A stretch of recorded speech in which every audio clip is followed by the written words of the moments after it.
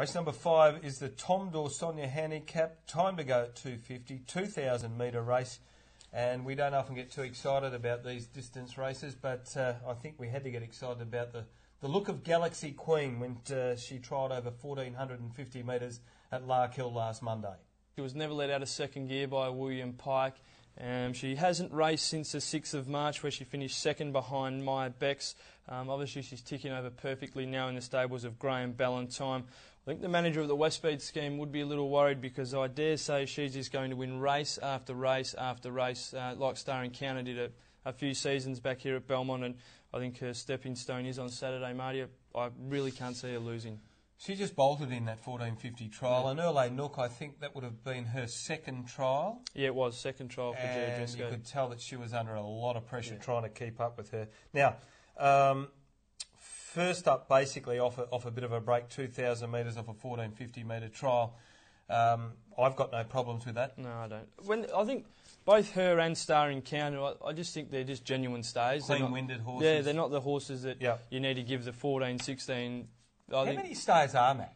I really question the way that we train our stays over here to start, all of a sudden they've got to go 12, 14, 16. They're just waste of time. Get them nice and fit, put them in one trial, sharpen them up and put them in a 16 plus. Yeah. Manila Ice Cream. And now we've been tipping and tipping. How many chances is this having going to get? It's gone. All over. All over. I thought its run was better. Yep. Last start it was the best run of this campaign. Barrier 13 will get back run on. Has to come from last in my opinion. And throw it in maybe 5 and 6 for the quaddie here. I'm not dropping completely off. Yeah, you have. Nothing against the horse. I actually just don't think the horse has that much ability, to be honest. It's always hard for horses to win coming from well back in the field, and I think she's a classic example of it because she gets back and she's the one that's always hitting the line, but it's just hard to go those extra few lengths and be first past the post. Race number 6, Matt, is the Group 3 D'Orsogna Roma Cup, 1,200 metres. Time to go 3:25. What about some past winners of the race? Yes, Marty. Well, last year it was taken out by Grand Nirvana. He'll try and make it back-to-back and keep his super Belmont Park record, track record intact. He's unbeaten at Belmont. El Presidente 2008. No questions, is amazing. Avenida Madero, 3 mares. Modem, Tribula, Caparat, Secret Remedy and Star System. So it's been a pretty good race, Marty. Very good race, the Roma Cup. Yeah, been a wonderful race over the years, and as you quite rightly pointed out there, the mares have had a good record, and I think the 3-year-olds haven't been too bad in this race as well over the years. Yeah, most certainly. We're going to have a good 3-year-old contesting against some quality horses at Weight for Age on Saturday in Kid Swazier, so this is a big test for him, but I thought he was pretty good winning at Northern last start. All right, let's go back and roll some tape and have a look at the finish of the H.G. Bolton Stakes, taken out in brilliant fashion by Grand Nirvana. Horse coming right down the middle, Escadere, being followed by Roman Time, Black in Time behind those. Megatick starting to wind up. So's Grand Nirvana as well. He's picking up ground.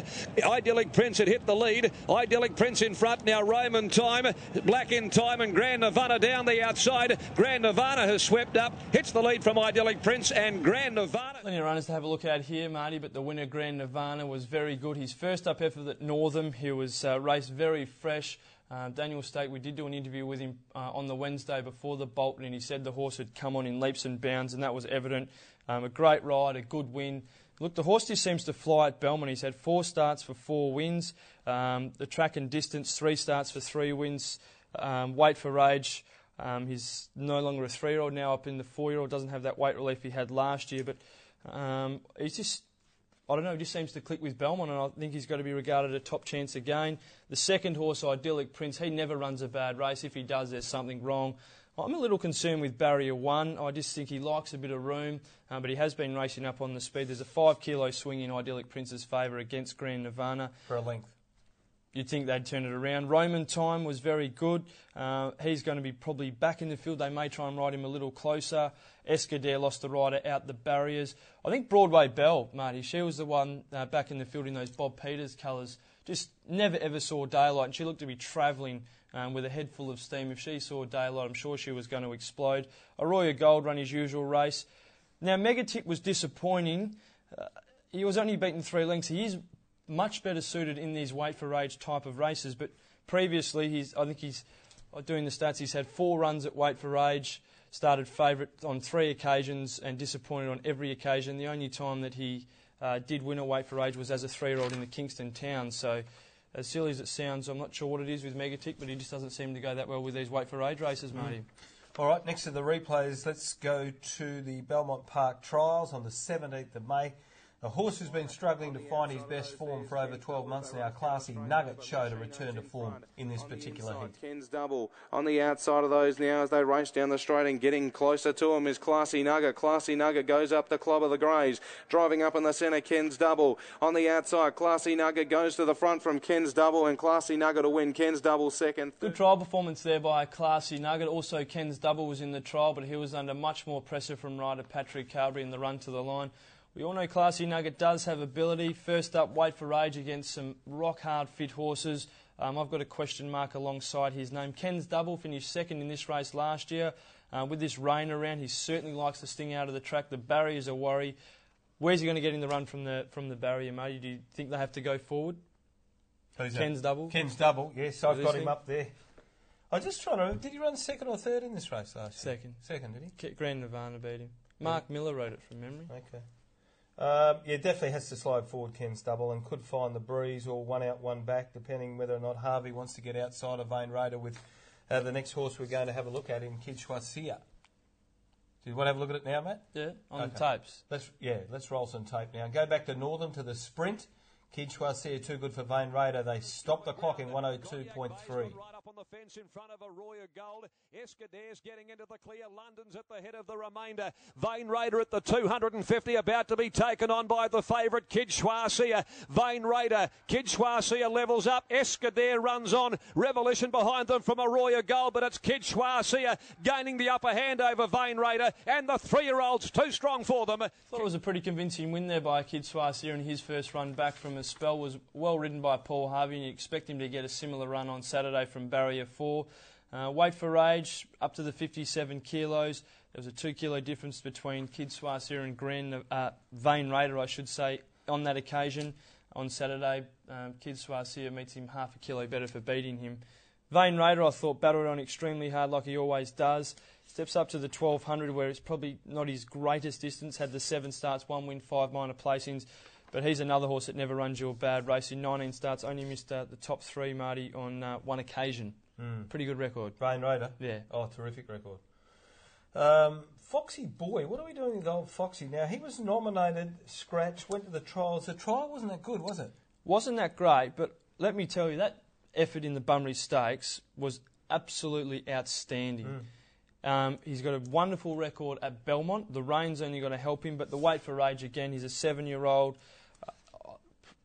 Obviously something must have gone wrong, so I thought he would have been better suited in that Bolton Sprint last start, but I'm not sure. He's certainly a good horse on his day. Talking about the Bolton Sprint, I thought Kid Choisir, do we read anything into the fact that it didn't start in the Bolton Sprint after the Northern Sprint? Well, I know Frank did. He has said a few times he likes to space this horse's runs. I'm not sure if that's the reason, or if he's got bigger plans down the track.